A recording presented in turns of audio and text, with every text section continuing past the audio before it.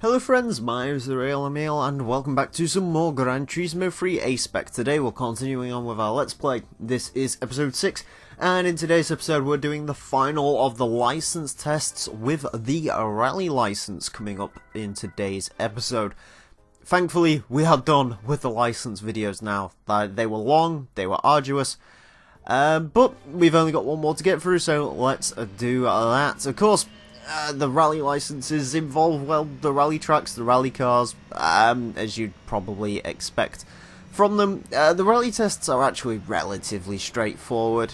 As far as difficulty goes, they're about on the level of the IB license. They combine a couple of sort of things from the other licenses, so for the most part these are pretty straightforward standard license tests, you know, that require you to do a section of track.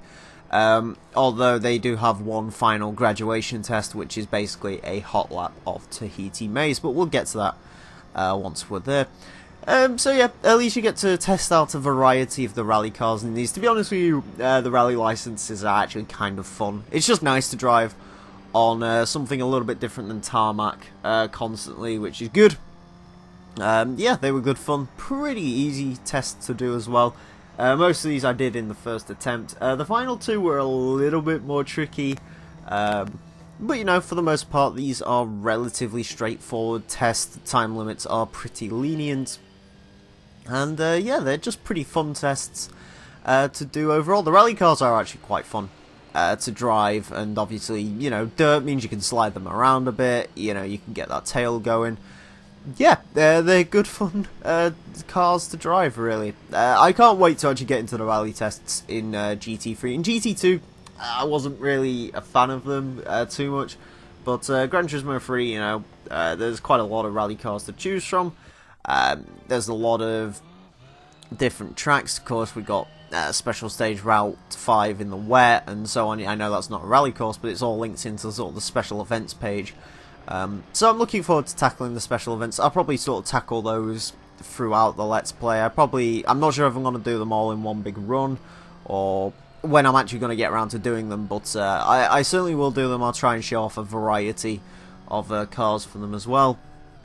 Unfortunately, unlike in GT2, you can't really make your own rally cars in this game particularly. Sure, you can put rally upgrades onto them, but you know, you can't stick race mods on the cars and make them actually look like rally cars and so on. Which is a bit of a shame. I'm not actually sure how the regular civilian cars actually do when it comes to rally courses. I can't say I've really tried any of them out particularly. You can see there, it's not entirely realistic, sort of the way you can chuck the cars around here, because you really can go quite mental with them, but you know, it's still fun. For example there, you know, powering out the drift, that was a hell of a lot of fun to do actually. So, anyways, I believe this is R6, so this is the final of the test, which I actually managed to complete in one take. You know, there was one or two takes for...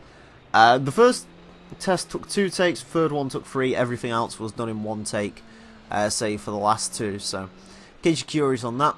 Unfortunately, the last few tests do take place at Tahiti Maze, which is probably my least favourite of the dirt tracks, just because it's a really tricky track, this one.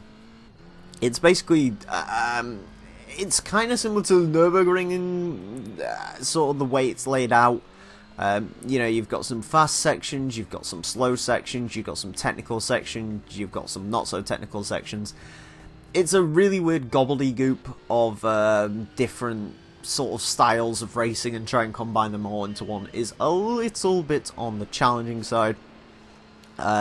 This particular test here, to be fair, isn't all that challenging. As you can see, the time limit is a bit of an issue. That's sort of the biggest issue with this particular test. It's just a case of trying to throw the car around the corners. I'm just trying to get a feel for, you know, should I be using some handbrake to get them round so I can power them out faster, or should I be sort of taking the corners a bit smoother so I can keep constant speed going. In the end, I went for smoothness, and it did pay off.